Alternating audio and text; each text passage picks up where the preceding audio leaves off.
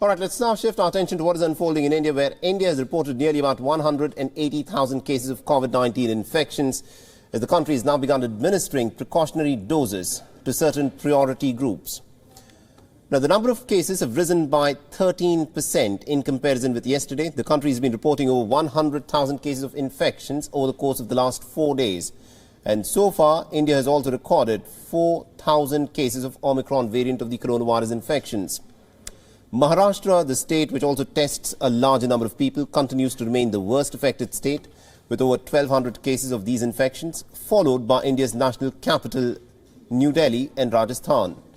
However, what is interesting in all of this is that the rate of hospitalization, according to the data that is now coming in, continues to remain low. The Health Ministry has said that there is no need to register for the third dose of the COVID-19 vaccine, and those who are eligible are those who are the frontline healthcare workers, and also those who are above the age of 60 who also happen to have comorbidities. But the booster shot will only be given 9 months after receiving the second dose of the COVID-19 vaccine.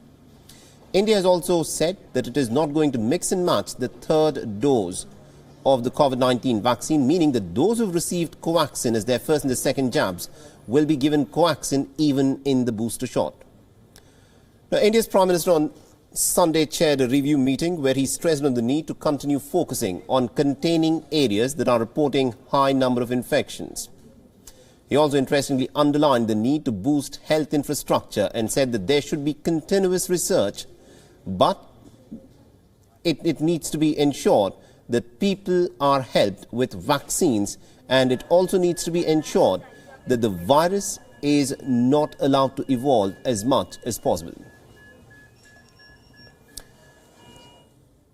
All right, now to give us more perspective in terms of how the Omicron-led surge of COVID-19 infections is actually presently unfolding in different nations around the world, we are joined in by Dr. Julian Tang, who is a clinical virologist who is joining us from London. Dr. Tang, thank you very much indeed for joining us on this broadcast on WION. Now, what we've been witnessing over the course of the last few weeks is this sudden explosion of cases caused by the Omicron variant of the coronavirus. The data that is coming in suggests that the rate of hospitalization at this time is lesser than what we witnessed during the Delta wave of infections. But still, will it be a mistake to dismiss the Omicron variant as a mild infection? Yeah, so I'm actually speaking from Leicester, not London, at the moment, and the University of Leicester. We are seeing milder infections with Omicron, but we're seeing a lot more infections with Omicron. So the illness may be neutralized by just the sheer number of cases. So the advice is the same across the world. As per WHO advice, please maintain the masking, the social distancing, the ventilation to reduce the spread of the virus, even though it may result in a mild illness for most people. And in particular, get those vaccines, the first, second shot of vaccines, as well as the boosters where available.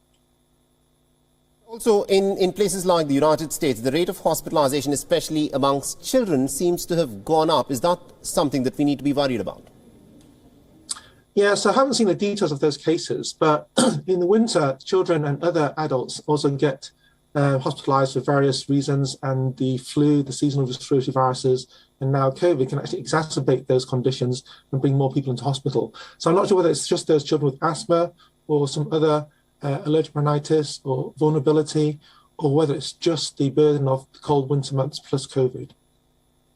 My last question to you is, different countries around the world have different strategies in terms of how they're dealing with the Omicron variant. The state of Israel, for instance, has resorted to giving the fourth booster shot for the coronavirus infection. But despite that, it's also seeing a sharp rise in the number of infections. 2 to 4 million infections is what the Israeli Prime Minister expects will happen over the course of the next few weeks. Does it mean at this point of time that vaccines after 2 doses, the third and the fourth dose, may not be as effective as is being touted? Yeah, so there's a difference here between infection and severe disease. A lot of people get infected with Omicron because the vaccines don't protect very well against infection, but the vaccines do still protect well against severe disease requiring hospitalization. So that's the key issue here.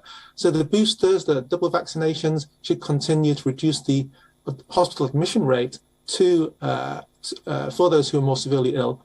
but the infections don't normally result in hospitalization for most people who are otherwise well. All right, we'll have to leave it there. Thank you very much indeed, Dr. Julian Tang, for joining us from London and getting us all those insights there.